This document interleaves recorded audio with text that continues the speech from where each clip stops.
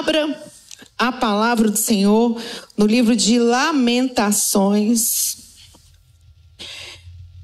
capítulo 1, versículo 1.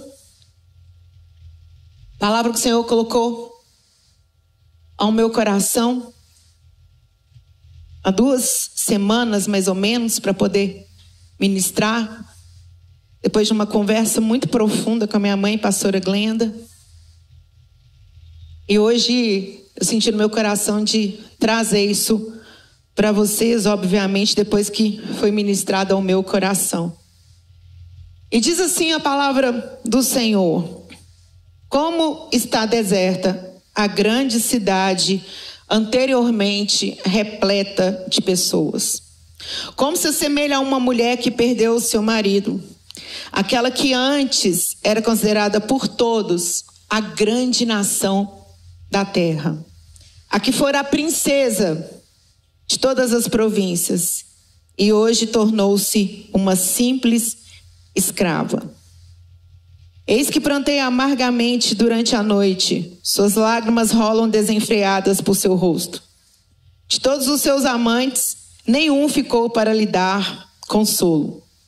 Todos os seus companheiros e amigos a traíram e, de repente, transformaram-se em seus adversários. Judá foi levada para o cativeiro e sofrera a tortura do exílio, a humilhação e a aflição da escravidão, vivendo entre as nações estrangeiras, sem encontrar a paz de suas terras.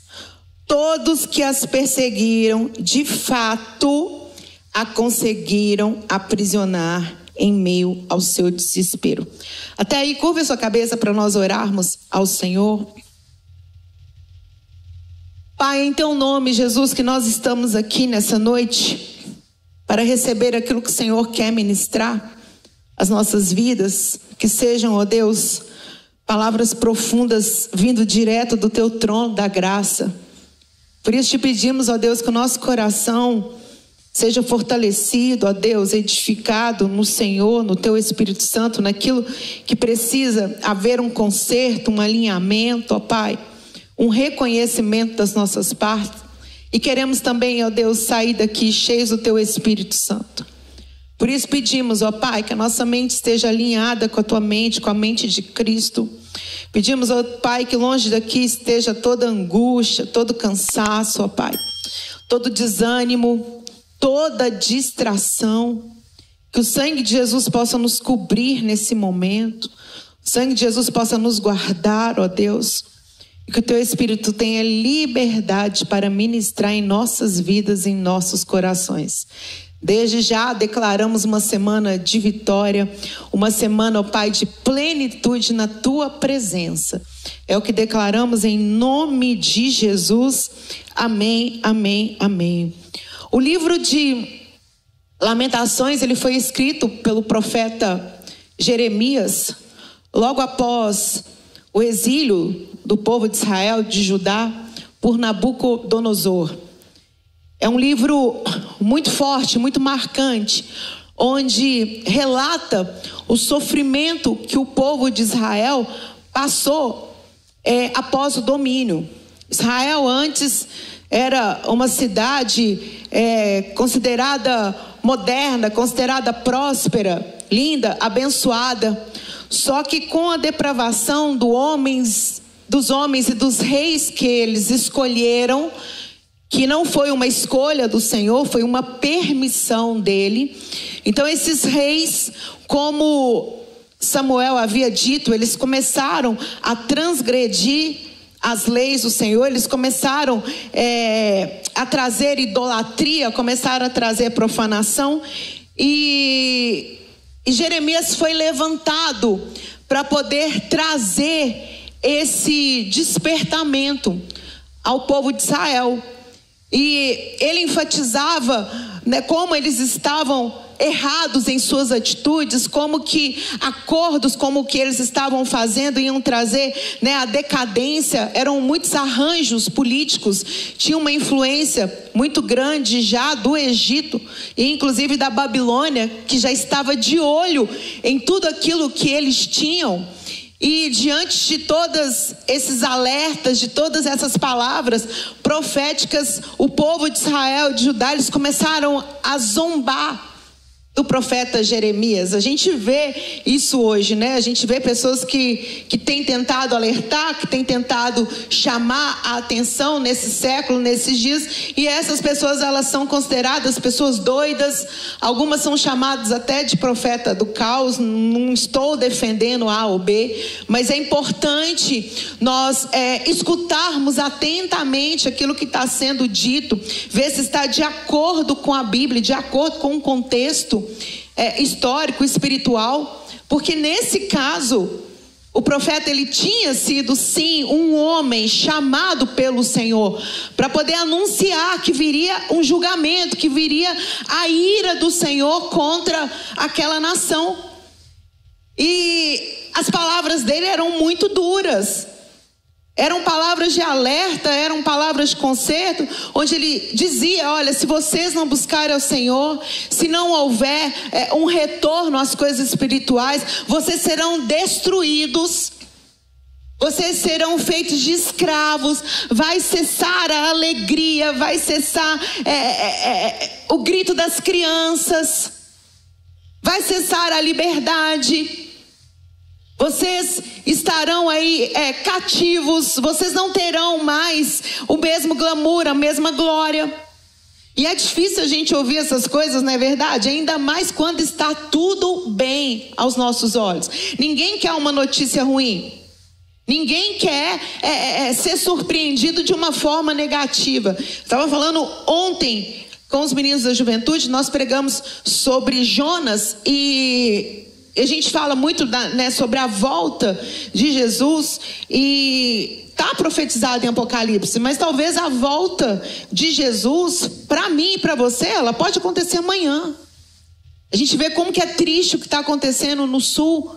Pessoas estavam dormindo, comendo com seus familiares, no outro dia estavam submersas em águas. Então, de fato, a gente não quer receber essas notícias. A gente não quer receber alertas desse tipo, porque a gente quer que de fato esteja tudo muito bem. Mas será que está mesmo? Será que se fizermos uma autoavaliação, a nossa vida está tranquila? Será que estamos preparados para um encontro com o Salvador? Para um encontro inesperado? São perguntas que eu me faço. Eu não sei se você se faz essa pergunta. Mas apesar de eu ter certeza da minha salvação, eu creio, aceitei Jesus como Senhor, o meu Salvador. Mas diante das minhas ações, diante de coisas que eu penso, ou talvez até de omissões, eu posso chegar na frente do Senhor e Ele falar: arrasta de mim. Mas eu preguei, mas eu anunciei as boas novas. Ah, mas você alimentou a viúva, você cuidou dos órfãos, você... Então eu não sei se você pensa nisso, mas são coisas que eu penso. Então o tempo inteiro eu estou fazendo uma revisão. Senhor, eu estou no centro da sua vontade? Senhor, como está o meu coração? Como está a minha vida? Eu estou oferecendo a Ti um sacrifício justo, santo, com o meu corpo, com as minhas atitudes, com a minha vida? O Senhor verdadeiramente tem liberdade, né, de fazer com que eu seja sua casa, seu templo, sua morada. E eu falei isso ontem com a juventude, porque, como eu disse aqui, antes de uma palavra ela ser ministrada para vocês, ela é ministrada para nós. Nós que somos pastores, nós que temos essa responsabilidade de trazer aquilo que o Senhor colocou aos nossos corações. Então, muitas vezes, você é uma pessoa que foi chamada pelo Senhor para ser um profeta, para falar verdades, coisas que as pessoas não querem ouvir. E talvez você esteja aí com medo, ou nossa, qual que vai ser a reação? Eu não vou falar, as pessoas não querem opinião, as pessoas não querem ouvir a verdade. Mas se nós não falarmos, quem vai falar? Quem vai alertar aqueles que precisam? Quem vai alertar jovens, crianças, as pessoas que você ama? Jeremias, ele ficou nesse dilema. Ele foi chamado pelo Senhor jovem, antes desse contexto todo aqui. Eu queria ler com vocês. Ele teve uma convocação do próprio Deus que diz assim em Jeremias 1:4. A palavra do Senhor chegou a mim com a seguinte convocação, não foi um convite. O Senhor chamou ele, o Senhor te chamou para algo. Não dá para a gente pensar que nós seremos meros espectadores de um culto. O Senhor nos chamou para uma missão, para um propósito estabelecido no céu, que vai acontecer aqui na terra. Então, antes mesmo de eu te formar no ventre materno, eu te escolhi. Antes que viesse ao mundo, eu te separei e te designei para a missão de profeta para as nações. Você é um profeta na sua casa. Você é uma profeta no seu ambiente.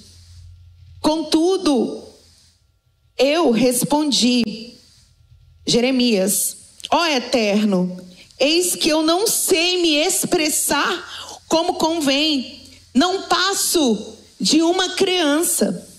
Entretanto, o Senhor me orientou, não alegues que é muito jovem, a todos a quem eu te enviar, irás, e tudo quanto eu te ordenar, falarás.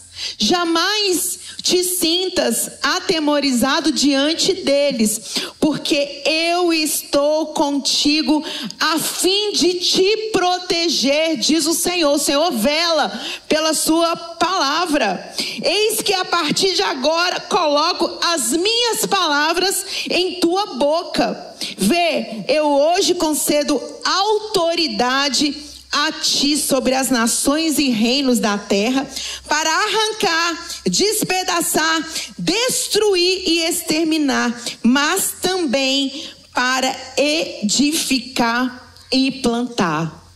O Senhor tem colocado algo no seu coração? O Senhor tem feito seu coração queimar por verdades que são inquestionáveis na palavra dele? Abra sua boca e fala. Abra sua boca e profetiza.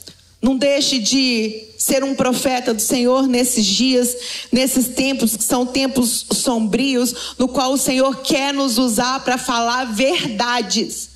Eu falo muito isso com a Aissa, já falei várias vezes com meu pai. Elogio em excesso é arma de sedução e arma de manipulação. Eu tenho muito medo de pessoas que me elogiam o tempo inteiro, porque eu sei o quanto eu sou falha e o quanto eu sou limitada.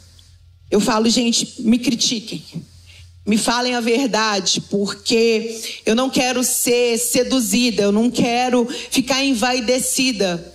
E eu falo sempre isso com a Aissa, eu falo, Aissa, minha filha, toma cuidado, é importante a gente sempre estar com pessoas que nos falem a verdade, que nos ajudem a rever atitudes, pensamentos. E como eu amo essas pessoas que chegam para mim com amor e falam, olha, pastor, eu acho que você cedeu nisso, eu acho que a gente pode melhorar isso, ou eu acho que a gente pode fazer, ou você pode fazer de certa forma. Como eu amo. Porque como é fácil também a gente se enganar, a gente ir por um caminho ruim, achando que está tudo bem. Inclusive, em vários momentos da minha vida, principalmente da minha adolescência, eu tive mulheres, homens e mulheres de Deus, que falaram comigo duramente, que me exortaram. Falaram, olha, assim diz a palavra do Senhor, você não está agindo conforme a palavra de Deus, não tem como agradar ao Senhor, não tem como servir a dois Deus, você vai ter que escolher ou o Senhor, Jesus Cristo, ou o mundo.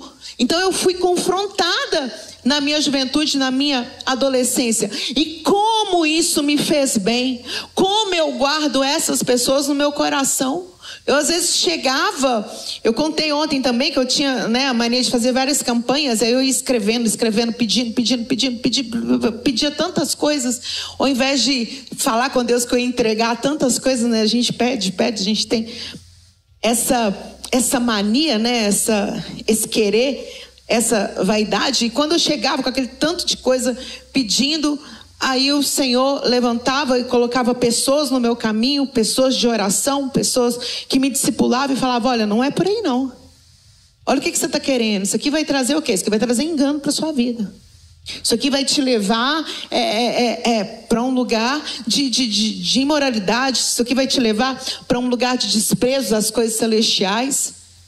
E Jeremias, ele era essa pessoa direcionada por Deus para falar verdades necessárias e pontuais para o povo de Israel.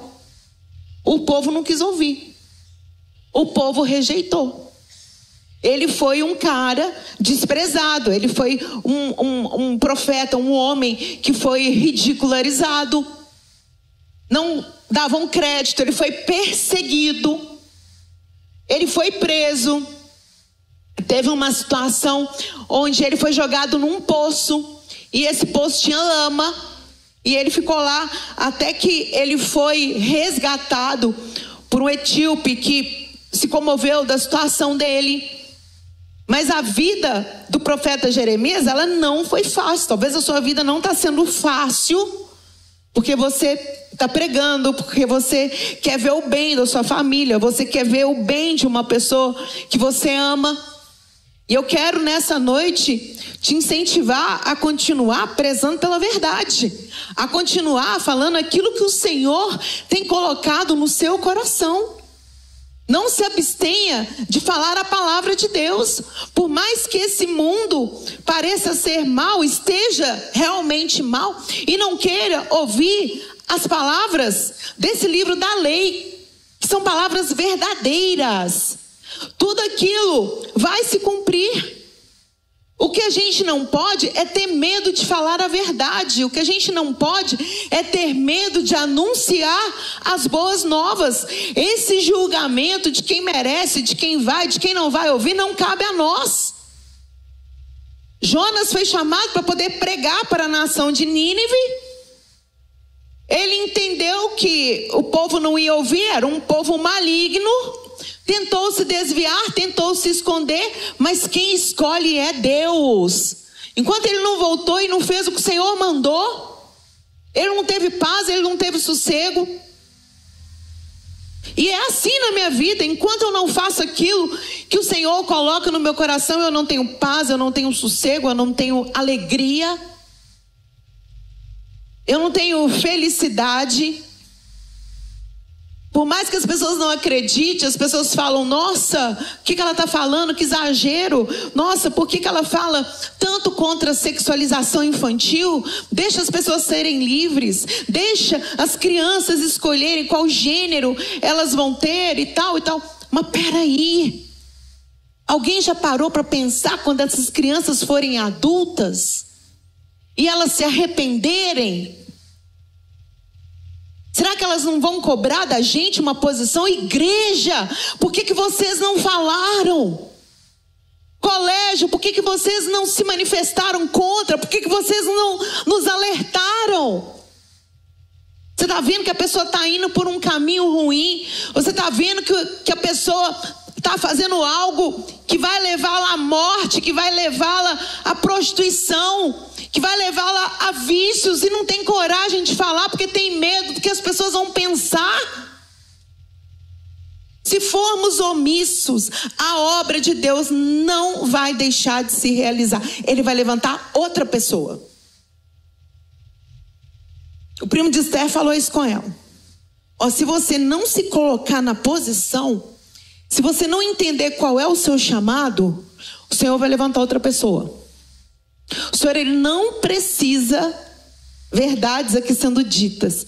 Ele não precisa de mim e de você, para que o nome dele seja glorificado, para que a palavra dele se cumpra. Mas ele quer nos usar. Ele quer nos abençoar, para que através das nossas vidas o nome dele seja glorificado. Pessoas possam se espelhar e a fé delas ser ativada, ser fortalecida. Eu aprendi isso com Jeremias. Era o profeta chorão, era talvez o profeta chato da Bíblia, o inconveniente, mas era aquele que estava lá, que estava falando a verdade. E de fato aconteceu tudo aquilo que ele havia profetizado. O rei Nabucodonosor vem, destrói o templo, leva o povo de Judá cativo, e ali começa o lamento, a angústia e a tristeza do povo.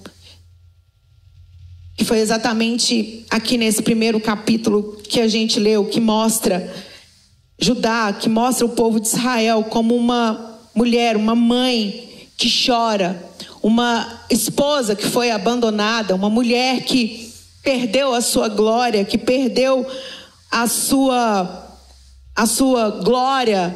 Aqui fala, né, a grande nação da terra ficou desolada, a grande nação da terra, ela foi traída e os seus amigos se tornaram agora os seus adversários. Tudo aquilo que ele falou que ia acontecer, aconteceu. Eles não foram pegos de surpresa, porque eles estavam sendo já avisados. O Senhor, Ele nos mostra, o Senhor nos dá sinais, o Senhor usa a igreja, o Senhor usa a Bíblia, o Senhor usa pessoas, o Senhor usa um jumento se precisar.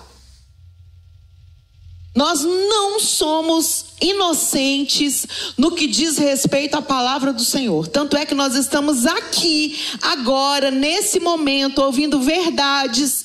Viemos para cá para louvar a Deus, mas viemos também porque sabemos, o nosso senso moral, ele pede isso, ele pede um alinhamento, pede palavras de sabedoria, pede palavras de conserto.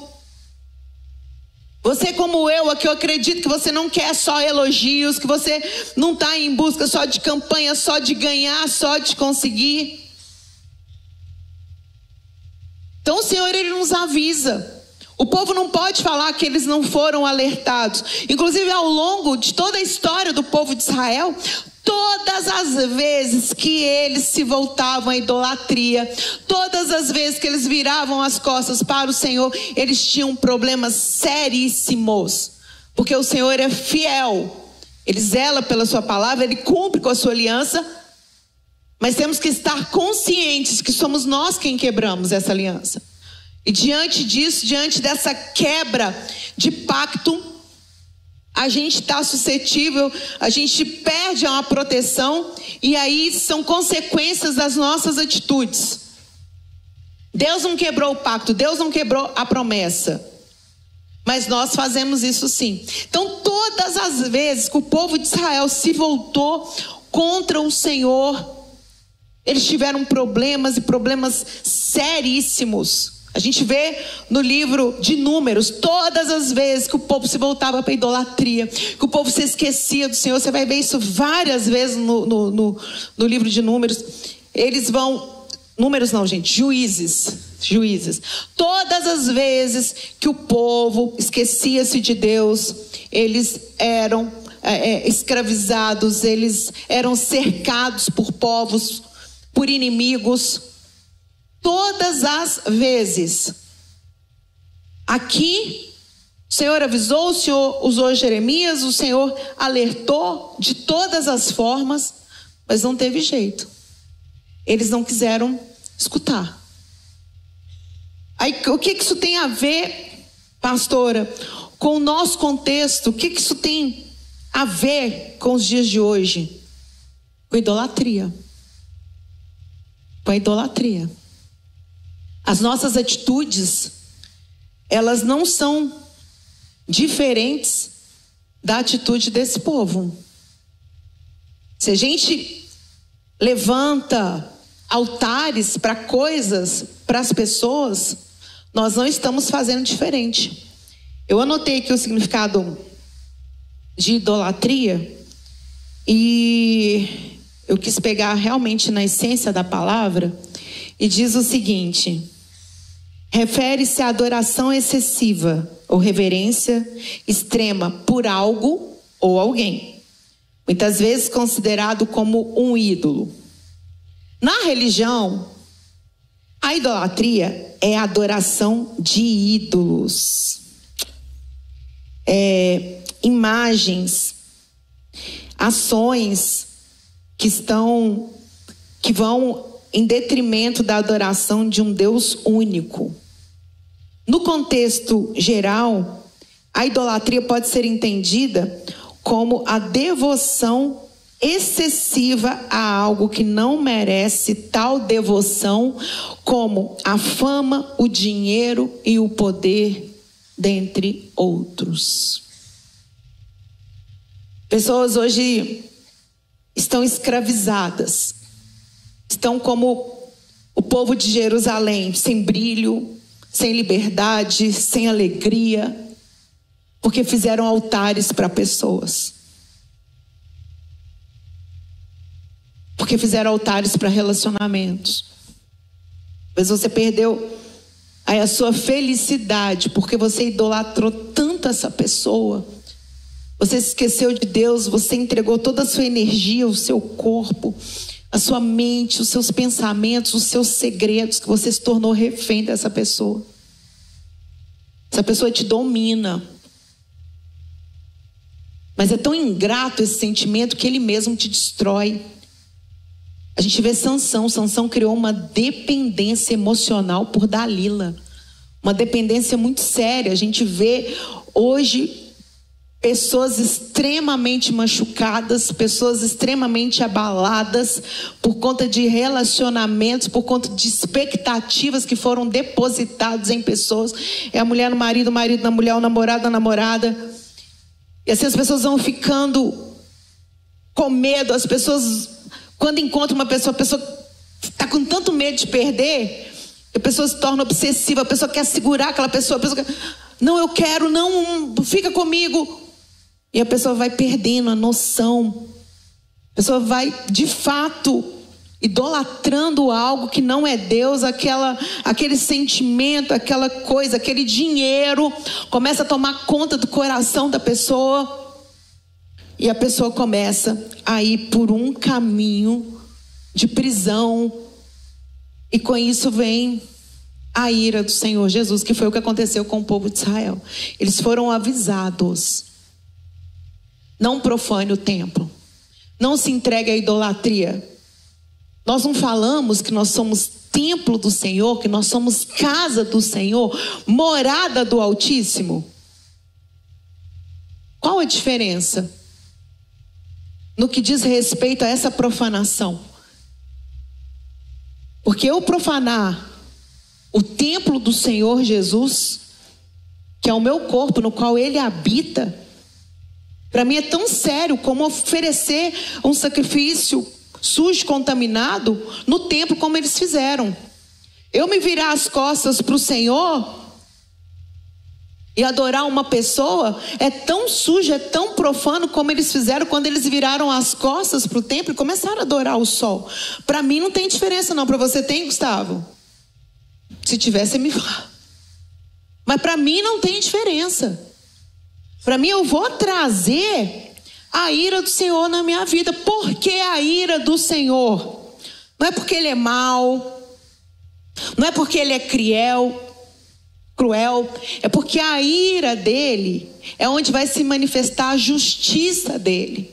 E é melhor eu cair na mão de Deus do que cair nas mãos dos homens.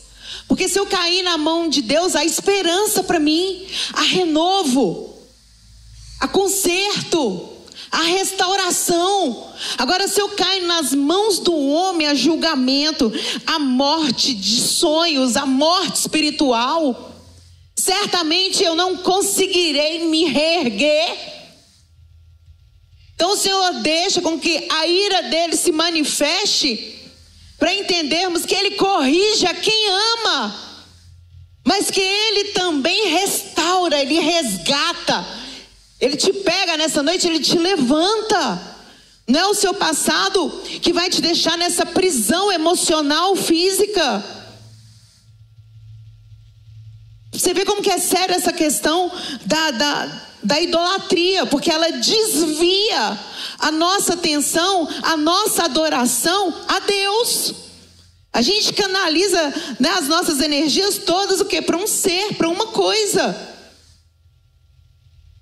A partir disso daí tem pessoas, não pode ser o seu caso, não é o meu, mas pessoas começam a praticar imoralidades, porque vai perdendo a essência do Criador, vai perdendo a conexão com o Pai. A gente começa a ir por um caminho de desobediência, a gente começa a ignorar aquilo que o Senhor diz, aquilo que o Senhor quer ministrar, inclusive as verdades.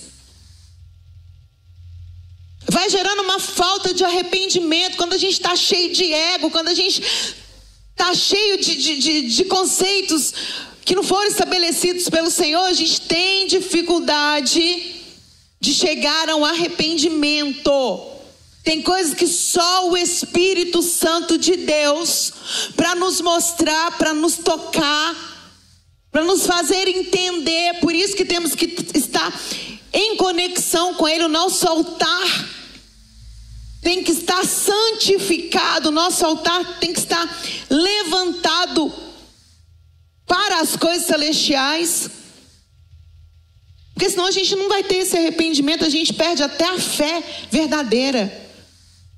A gente passa a acreditar em mentiras, a gente passa a acreditar em coisas, somos levados por qualquer declaração, por qualquer pensamento. Eu te amo nada. Mas você quer tanto acreditar numa coisa, a gente está tão longe do altar, a gente está tão longe do Espírito Santo, que uma simples palavra, eu te amo, quando não vem munida de verdade, de fidelidade, faz com que a gente se torne escravo. Queria que vocês ficassem de pé. Como eu disse, eu prometi que eu não vou estourar o tempo. Eu creio que o Senhor, Ele já falou comigo, com você. E eu creio que o Senhor, Ele tem hoje restauração para as nossas vidas. Ele nos chama a atenção. Talvez Ele me usou aqui para chamar a sua atenção, porque a minha também já foi chamada. Talvez você entrou aqui com uma expectativa muito grande de obter uma resposta pontual para algo que você quer. Você já parou para pensar que talvez Deus quer mudar esse seu pedido? Talvez Deus quer mudar esse objeto agora da sua devoção, da sua preocupação? Muitas vezes isso acontece comigo. Eu quero tanto uma coisa, que eu esqueço de perguntar para o Senhor Jesus se é o que Ele quer. Eu aprendi. Eu não quero nada onde o Senhor não esteja, nada que não venha dEle. Eu falo, Senhor, não permita que eu seja tomado pelo ego, pela vaidade, que o meu coração possa se perder. E Jeremias, em Lamentações, ele descreveu, eu te recomendo a ler depois, para que o Espírito Santo possa continuar ministrando no seu coração e te mostrar o quanto aquele povo perdeu, o quanto eles sofreram. Foram 70 anos de cativeiro, o templo foi destruído, os utensílios sagrados foram levados por Nabucodonosor, os ricos não tinham mais comida, os nobres ficaram irreconhecíveis, a cidade foi desfeita, alguns nunca mais conseguiram voltar para Jerusalém. A gente vê os lamentos, eles com saudade da cidade santa, sagrada, eles lá em Babilônia, chorando, nostálgicos. Gerou um trauma emocional naquele povo. Muitos não voltaram. Muitos se perderam. Os utensílios do Senhor voltaram depois de muito tempo, através de Neemias. Já tinha ido embora aquela geração, já estava surgindo outra. Aqui ele fala, olha, o Eterno dispensou todos os seus guerreiros. Não tinha mais ninguém na cidade. Jerusalém cometeu vários e graves pecados e por essa razão se tornou impura. Todos os que a honravam passaram agora a desprezá-la, porquanto viram a sua nudez, e ela mesma lamenta e se retira envergonhada. A gente tem aqui o capítulo 1, a gente tem o capítulo 2, que fala sobre o que eu disse aqui, sobre a ira de Deus, que foi justificada, mas que Deus permitiu como um instrumento de retorno, para que o povo se lembrasse de que Ele avisou, mas que Ele também está de braços estendidos para poder perdoar. No capítulo 3, Jeremias aqui fala da solidão dele.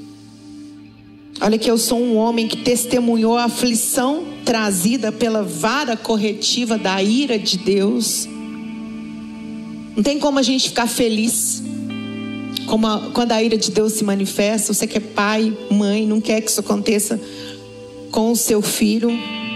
A gente se sente atormentado, a gente fica entristecido. Ele escreveu aqui, ele pessoalmente me atacou de uma hora para outra, me esbofeteou, fez envelhecer o meu corpo, a minha pele, esmagou os meus ossos. Tamanha era a tristeza de Jeremias ao relatar tudo aquilo que ele tinha profetizado e que aconteceu. Mas o Senhor, nessa noite, Ele nos dá esperança. Senhor, nessa noite, Ele está chamando a nossa atenção para que venha acontecer um alinhamento, para que a gente possa tirar aquilo que está sujo, aquilo que está profanando o templo do Espírito Santo do Senhor nas nossas vidas.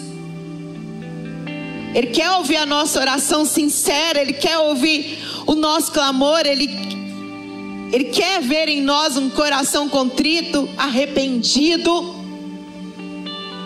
para que as promessas dele venham se cumprir em mim e em você. É uma chamada de atenção, mas que possa haver uma techuvar, um retorno para as coisas sagradas e para as coisas espirituais.